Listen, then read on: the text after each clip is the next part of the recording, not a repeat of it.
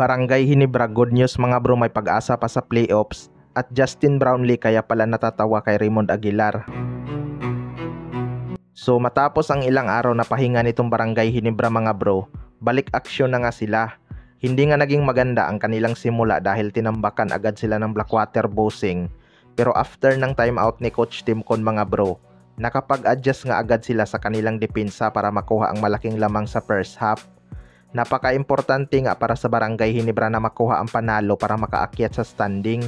Good news nga mga bro dahil sa panalo na yan tumaas nga ang kanilang chance na makapasok ng playoffs.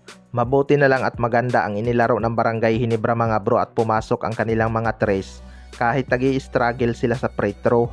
Nanguna nga si RJ Abarientos sa kanilang opensa at naging leading scorer with 15 points at 3 rebounds. Expected naman na talaga mga bro na makukuha ng Barangay Hinebra ang panalo na to dahil Blackwater Bossing lang naman ang kanilang kalaban. Suntok nga sa buwan na manalo ang team na yan sa Barangay Hinebra kahit sabihin pa nating may mga quality player na sila. Iba pa rin kasi ang chemistry na mayroon itong Barangay Hinebra dahil matagal lang nga silang magkakasama. Magaling din si Coach Tim Con pagdating sa mga adjustment kaya nakaka-counter agad ng Barangay Hinebra ang laro ng kanilang kalaban. Kung hindi nag-adjust agad si Coach Tim Con baka mas lalo pang tumaas ang lamang ng kalaban. Sa kabilang banda naman mga bro, Justin Brownlee kaya pala natawa kay Raymond Aguilar. Ito ngang si Raymond Aguilar ang isa sa mga crowd favorite ng Barangay Hinebra kaya pinasok din ito ni Coach Tim Con sa garbage time kontra Blackwater Bossing. Nakapagtala din to ng 6 points mga bro at nag-flex pa sa kanyang unang basket. Kaya natawa na lang din si Justin Brownlee dahil sa tuwa. Nakasuporta nga si Justin Brownlee sa Barangay Hinebra mga bro.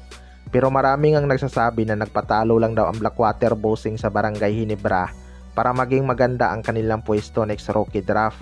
Well, para sa akin mga bro, maliit lang naman talaga ang chance na kayang manalo ng Blackwater Bossing sa Barangay Hinebra.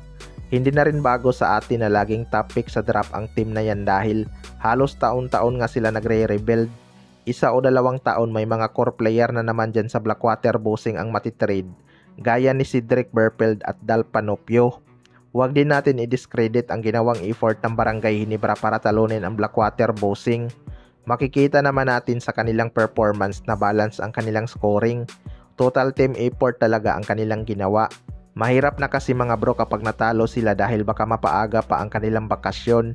Pero maliit lang naman talaga ang chance ng Blackwater Bossing manalo sa Barangay Hinebra, lalo na kapag important game.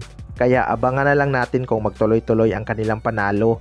Kayo mga bro, ano masasabi nyo tungkol dito?